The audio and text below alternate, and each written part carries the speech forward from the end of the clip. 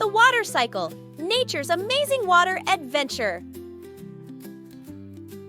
Did you know that water is always moving around in a big cycle? It's true. This cycle is called the water cycle, and it's like a never-ending adventure for water.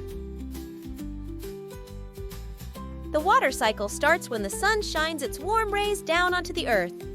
This heat makes some of the water in rivers, lakes, and oceans evaporate into the air. Evaporation is when water turns into invisible vapor. Once the water vapor is in the air, it rises up and forms clouds. These clouds float around in the sky, carrying water from one place to another.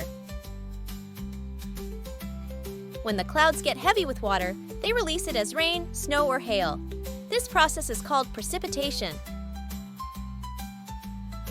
When the rain falls, it soaks into the ground or flows into rivers and streams. Some of it even goes back into the oceans.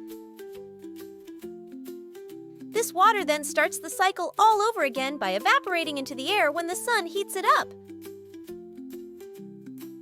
The water cycle is important because it helps plants grow, fills up our rivers and lakes, and gives us water to drink. Without the water cycle, our planet wouldn't be able to support life as we know it. So, the next time you see rain falling from the sky or feel the warmth of the sun, remember that you're witnessing a part of nature's amazing water adventure, the water cycle.